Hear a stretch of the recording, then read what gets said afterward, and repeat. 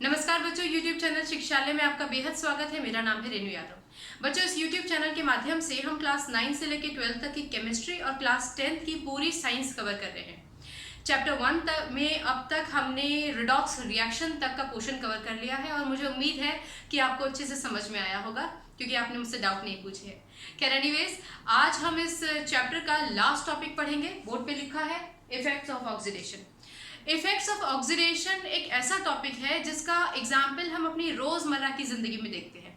फिलहाल इस टॉपिक में आगे बढ़ने से पहले हम ये देखते हैं कि इस ऑक्सीडेशन के इफेक्ट को कितनी कैटेगरीज में डिवाइड किया गया है।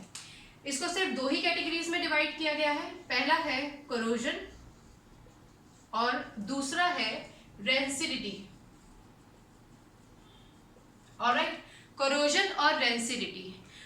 डेफिनेशन समझने से पहले मैंने आपके लिए यहाँ पे कुछ सैंपल्स रखे हैं। पहले हम उनको देख लेते हैं और फिर समझते हैं कि आखिर ये कोरोजन क्या होता है, फिर हम इसको थ्योरेटिकल समझेंगे।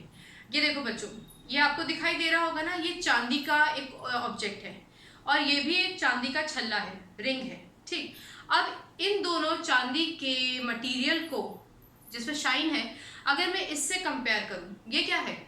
ये भी चांदी का एक मटीरियल ही है, लेकिन इन दोनों चांदी के मटेरियल को हम लोगों ने किसी पॉलिथीन में या एयर टाइट कंटेनर में अगर पैक करके रखा है तो इसके ऊपर एयर का, मॉइस्चर का या किसी केमिकल का इफेक्ट नहीं पड़ेगा। केमिकल का तो बच्चों वैसे भी इफेक्ट नहीं पड़ेगा जब तक आप केमिकल किसी चीज़ पर डालोगे नहीं, लेकिन एयर और मॉइस्चर का किसी भी मटेरियल पर एक डिपोजिशन हो ही जाता है। तो जब कोई भी मॉइस्चर या ऑक्सीजन की लेयर किसी और मटेरियल पर आ जाती है तो उसको कोरोजन कहते हैं। अब जैसे कि मैंने आपको ये दोनों एग्जांपल्स दिखाई, इस पे भी शाइन है और इसमें भी शाइन है, क्योंकि ये दोनों पैक्ड रखे हुए थे। लेकिन अगर मैं इस छल्ले की बात करूं, ये भी चांदी का ही छल्ला है, ये दोनों भी चीजें चांदी की है, ठीक है, ये भी चांदी का छल्ला है, लेकिन इस चांदी के छल्ले को या तो इस्तेमाल किया गया या फिर इसको ओपन रख दिया गया, मतलब कि पैकेट में एयर टाइट कंटेनर में नहीं रखा गया। तो देखो दोनों के बीच का कंपैरिजन, ये रिंग है, ये भी शाइन कर रही है, ये पायल है चांदी की और ये चांदी की रिंग है। तो देखो ना इन दोनों में कितना फर्क है। इसका मतलब क्या हुआ? इसका मतलब ये हुआ कि वो चीज जिसको हमने पॉलिथीन में या एयर टाइट कंटेनर में रख दिया था संभाल कर, उसमें कोरोजन नहीं हुआ, जबकि वो मटेरियल जो एयर या मॉइस्चर के कांटेक्ट में आ गया उस पर कोरोजन हो गया। ओके, ये प्रैक्टिकली आपको समझ में आ गया। चलो बहुत बढ़िया, हम इसको थ्योरेटिकल समझ लेते हैं। थ्योरेटिकल का क्या मतलब? इसका मतलब कि वो डेफिनेशन जो आपने एग्जाम में लिखनी है। तो कोरोजन क्या है? कोरोजन का मतलब होता है कोई भी मटेरियल अगर एयर, मॉइस्चर या फिर एसिड के कांटेक्ट में आने की वजह से अगर उसके ऊपर एक लेयर जम जाती है तो वो कहलाया जाता है कोरोजन। क्लियर? इतना क्लियर हो गया आपको? चलो बहुत बढ़िया। तो इसका मतलब क्या हुआ? इसका मतलब हुआ कि कोरोजन के इस पूरे प्रोसेस में एक मटेरियल है, उसके ऊपर एक लेयर आ जाती है। लेकिन कई बार क्या होता है कि ये जो कोरोजन है ये बहुत घातक होता है, हमारे लिए नहीं, उस मटेरियल के लिए जिस पर ये एक डिपॉजिट हो जाता है। जैसे कि मैं यहाँ पे आप लोगों के लिए एक बड़ा ढूंढ ढांड के एग्जाम्पल लेके आई हूँ। ये देख रहे हो आप, इसको जानते होगे, इसको कढ़ाई बोलते हैं। ओके, तो बड़े अंदर से मैंने इसको निकाला है आपको ये समझाने के लिए कि कोरोजन कितना भयानक हो सकता है। बेटा अगर कोरोजन आयरन पे हो, ये लोहे की कढ़ाई है, ठीक है, अगर आयरन पे कोरोजन होता है ना तो देखो उसकी ये हालत हो जाती है। आयरन का कलर तो आप लोगों को मालूम ही है ना, किस किस तरीके का होता है, ग्रे कलर का होता है, ठीक है ना। अच्छा खासा शाइन होता है आयरन में, लेकिन जो आयरन हम देखते हैं अधिकतर वो इस रंग का होता है। क्यों? क्योंकि इस आयरन पे हमारे एटमॉस्फेयर में जितना भी ऑक्सीजन है वो और जितना भी वाटर वेपर है वो सारा डिपॉजिट हो गया है। ठीक, तो डिपॉजिट तो इस केस में भी हुआ था, इसमें भी हुआ था, लेकिन ये चांदी है, it will not be eaten up by the air और मॉइस्चर। आयरन के केस में कोरोजन डिजास्ट्रस हो जाता है आयरन के लिए, क्योंकि अभी तो ये जंग आना शुरू हुआ है, ये रस्ट है बेटा, और रस्ट का फॉर्मूला भी समझ लो। रस्ट का फॉर्मूला होता है Fe2O3.XH2O। मैं इस फॉर्मूले को समझाऊंगी, पहले आप रस्ट समझो। तो रस्ट क्या होता है? रस्ट एक ब्राउन कलर का फ्लेकी सब्सटेंस होता है। ये ब्राउन कलर है, अगर मैं इसको टच करूंगी तो ये देखो मेरी उंगली भी ब्राउन हो गई है। अब अगर मैं इसको ऐसे ही मॉइस्चर में रखा रहने दूं, क्लियर, तो क्या होगा, आयरन के ऊपर एयर और मॉइस्चर आके अटैक करता रहेगा और धीरे धीरे ये जो हमारा मेटल है ना, इसमें छेद बनने शुरू हो जाएंगे और धीरे धीरे ये जो आयरन की इतनी स्ट्रॉन्ग कढ़ाई है उसमें छेद डेवलप होने लगेंगे, फिर फ्लेक्स बनने लग जाएंगे और वो इतना सॉफ्ट हो जाएगा कि आयरन टूटने लग जाएगा।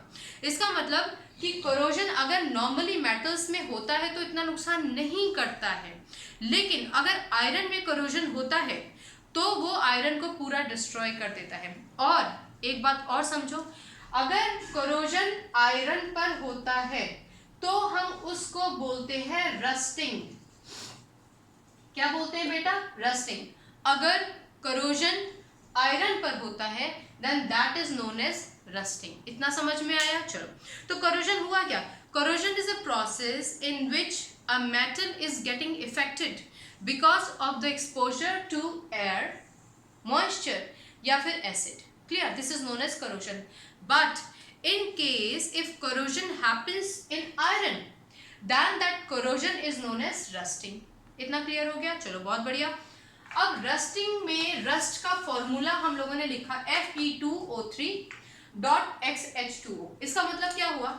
इसका मतलब आयरन, लोहा, उसमें ऑक्सीजन ऐड हो गया। अच्छा, ऑक्सीजन ऐड होना क्या होता है? याद है ना आप लोगों को? ऑक्सीडेशन। इसका मतलब आयरन का ऑक्सीडेशन हुआ है, प्लस इसमें कुछ वाटर के मॉलिक्यूल्स जुड़ गए हैं। बेटा यहाँ पे मैंने XH2O लिखा है क्योंकि मान लो कि मैं एक ऐसे एरिया में रहती हूँ जहाँ पर बहुत ज़्यादा धूप आती है, कहने का मतलब बहुत गर्मी होती है, धूप ज़्यादा रहती है। ठीक, मैं प्लेन एरियाज में रहती हूँ, यहाँ बरसात कम होती है, तो यहाँ के पानी में भी वाटर वेपर होगा लेकिन कम संख्या में होगा एज कम्पेयर टू अगर मैं एक ऐसे एरिया में रहती हूँ, पहाड़ों में रहती हूँ जहाँ पर बादल बहुत करीब हैं या फिर जहाँ पे बारिश बहुत अच्छी होती है, तो वहाँ क्या है, वहाँ पर एयर में जो वाटर मॉलिक्यूल है उनका लेवल ज़्यादा होगा। इसीलिए किसी भी कंफ्यूजन को अवॉइड करने के लिए जब हम रस्ट का फॉर्मूला लिखते हैं ना, ये है हमारा रस्ट का फॉर्मूला, इसका ये आउटकम है, तो हम हमेशा Fe2O3.XH2O लिखते हैं। समझ में आ गया? अच्छा, इसका और भी नाम होता है, इसका होता है हाइड्रेटेड आयरन थर्ड ऑक्साइड। अब आप तो ये समझते होंगे वैसे कि Fe2O3 है तो थर्ड होगा, ये याद है ना आपको? Fe होता है 3 पॉजिटिव, O हो गया 2 नेगेटिव, वैलेंसी हो गई 3, वैलेंसी हो गई 2। क्रिस क्रॉस कीजिए, क्रिस क्रॉस करने से पहले हमने चार्जेस नहीं हटाए, आप हटा दीजिएगा, तो क्या होगा? Fe2O3। पुराने लेक्चर्स में हम ये बात स्पष्ट तौर पर कई बार डिस्कस कर चुके हैं कि वो आयरन जिसकी वैलेंसी 3 होती है उसके आगे हम 3 लिखते हैं रोमन, मालूम है ना? अच्छा, हाइड्रेटेड क्यों? हाइड्रेटेड इसलिए क्योंकि इसमें वाटर के मॉलिक्यूल्स हैं। X क्यों? क्योंकि number of water molecules uncertain है, डिपेंड करता है कौन सी जगह पर लोहा रखा है। क्लियर? O मतलब ऑक्सीजन की भी लेयर आ गई है और वाटर वेपर की भी लेयर आ गई है। ऑक्सीजन की लेयर आ गई है मतलब ऑक्सीडेशन भी हुआ है। क्लियर हो गई? अगर कोरोजन आयरन में होता है तो हम उसको क्या बोलते हैं? रस्टिंग। रस्ट का फॉर्मूला ये रहा और ये पूरी की पूरी आपकी इक्वेशन है। ये आपकी जो इक्वेशन है वो है अनबैलेंस्ड इक्वेशन। क्लियर? हमने इसको बैलेंस नहीं किया है, आप चाहेंगे तो इसको बैलेंस कर लेंगे हम लोग, ठीक है ना? बैलेंस करने के लिए तो हम लोगों को कुछ करना नहीं है ज़्यादा। टोटल नंबर ऑफ ऑक्सीजन देखना है, यहाँ कितना है? 3। ओके, चलो इसको हटा देते हैं। ठीक, हम इसको बैलेंस करने की कोशिश करते हैं, ठीक है ना? चलो कर लेते हैं, इसको बैलेंस भी कर लेते हैं, नहीं तो इक्वेशन अधूरी रह जाएगी। ऑक्सीजन कितना है बेटा? 3, तो चलो यहाँ पे 3 लगा दिया। ठीक, अब ऑक्सीजन हमारा यहाँ हो गया 6, यहाँ हमारे पास ऑक्सीजन कितना है? 2। इसको 6 बनाने के लिए क्या करें? पुराने लेक्चर्स में पढ़ा है ना, अगर कहीं पे इवन हो जाए, कहीं पे ऑड हो जाए तो ऐसे नंबर से मल्टीप्लाई कर दो जहाँ पे दोनों तरफ ही इवन हो जाए। तो ये 3 है और ये कितना है? 6, तो इसका मतलब इसका मल्टीप्लिकेशन 2 से करा दो। तो ऑक्सीजन कितना हो गया? 2 3 6, यहाँ कितना हो गया? 6। ऑक्सीजन तो बैलेंस हो गया। अब बेटा मैं रिएक्टेंट और प्रोडक्ट साइड का लिख के नहीं बता रही, अब आपको प्रैक्टिस हो गया। चलो, आयरन कितना हुआ? 2 to the 4, तो यहाँ 4 लिख दो। चलो बढ़िया। अब इसके हिसाब से, वैसे तो हमने X लिखा है, लेकिन इस पूरी प्रोडक्ट के हिसाब से इस टाइम पर जो टोटल वाटर मॉलिक्यूल है, हाँ, वो कितने हैं? ये H2O क्या है? वाटर मॉलिक्यूल है ना, वो कितने हैं? 2। तो इसको 2 बनाने के लिए हम क्या करेंगे? यहाँ पर 2 लिख देंगे। क्लियर हो गई बात? Okay, very good. आप लोग भी बताते नहीं हो, x पहले लिखा है ना, तो यहाँ पर 2 लगा देंगे, ठीक है। 2xH2। अब x कितना भी हो सकता है, x तो कितना भी होगा depending on the different area. चलो, ये तो बात रही करोजन की। अब हम करोजन को प्रिवेंट कैसे करेंगे? देखो बच्चों, हम करोजन को प्रिवेंट करने के लिए क्या करते हैं, हमारे घर में ही एग्जाम्पल है, हमारा जो मेन गेट होता है वो लोहे का होता है, तो हम क्या करते हैं, उस पर पेंट करवाते हैं। जो ताला होता है उसमें भी कई बार जंग लग जाती है, तो हम क्या करते हैं, उसमें ऑयल डालते हैं, क्लियर, या फिर हम केमिकल से ट्रीटमेंट करते हैं। तो इन तरीकों से हम करोजन को बचाते हैं। क्लियर हो गया? और रही बात इसकी चांदी के छल्ले की, तो हम क्या करते हैं, अगर इसमें करोजन हो जाता है तो हम इसको साफ करवा देते हैं। हम सुनार के यहाँ ले जाते हैं और उसको बोलते हैं कि भाई इसको साफ कर दो।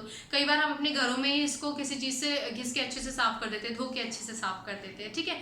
तो जब हम साफ करते हैं ना, तो क्या होता है कि अगर मान लो ये आपका चांदी का कोई मटीरियल है, ठीक है ना, इस चांदी के मटीरियल पे अगर एयर या मॉइस्चर की लेयर आ जाती है, ये मान लो लेयर है, तो जब हम इसको किसी चीज से रगड़ते हैं ना, तो ये लेयर हट जाती है, ये लेयर आपकी हट जाती है, और पीछे क्या रह जाता है, जो भी आपका मटेरियल होता है, चांदी भी हो सकती है, तांबा भी हो सकता है, कुछ भी हो सकता है, ठीक है।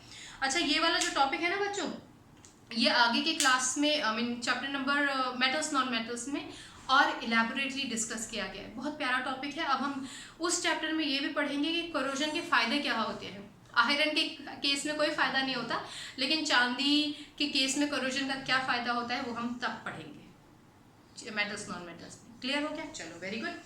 अब हम बात कर लेते हैं, करोजन हटा देना, कोई कंफ्यूजन तो नहीं है, सिंपल सा टॉपिक था। चलो, इसको हटा देते हैं बच्चों। अब हम बात करते हैं रेंसिडिटी की। अब रेंसिडिटी से आप सभी लोग वाकिफ हैं। गर्मियों में हम खाना बनाते हैं, बड़े शौक से मम्मी ने खाना बनाया और उसको बाहर ही भूल गई स्लैब पे, थोड़ी देर बाद क्या हो जाएगा, उसमें झाग आने लग जाते हैं, उसमें बदबू आने लग जाती है, जिसको हम हिंदी में बोलते हैं विकृत गंधिका। संस्कृत का शब्द है। विकृत मतलब अजीब सी स्मेल आना, गंधिका मतलब गंध, गंध मतलब गंध का मतलब कि स्मेल, बुरी या अच्छी। ओके, तो क्या होता है कि अगर हम खाने को बहुत देर तक एक्सपोजर रहे उसके ऊपर हीट का या लाइट का, ये आपका फूड है, इस फूड के ऊपर अगर हीट या फिर लाइट का एक्सपोजर रहता है, तो उसकी वजह से ये जो खाना होता है ना, वो खराब हो जाता है। अब यहाँ पे लाइट का क्या मतलब है, यहाँ पे लाइट का मतलब होता है सनलाइट ज्यादातर, या फिर वैसे भी नॉर्मली हीट अगर हो जाती है, तो कोई भी खाना, अगर कोई भी कंडीशन ऐसी हो जहां पर खाना मतलब जिसमें फैट हो और जिसमें ऑयल हो, वो खाना जिसमें फैट हो और ऑयल हो, और हम तो हमेशा खाना ऑयल में बनाते हैं ना, फैट तो होता ही होता है उसमें।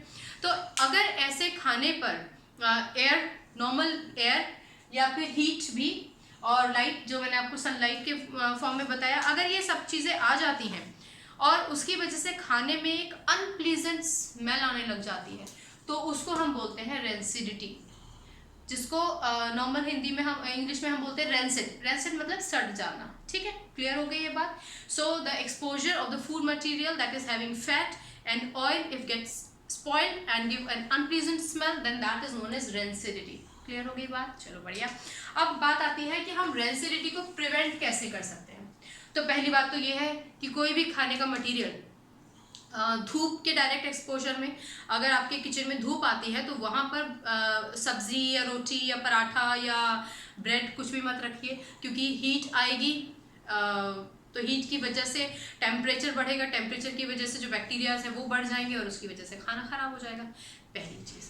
दूसरी चीज़ ये है कि कुछ केमिकल्स का इस्तेमाल भी हम कर सकते हैं, जिसको बोलते हैं BHA और BHT,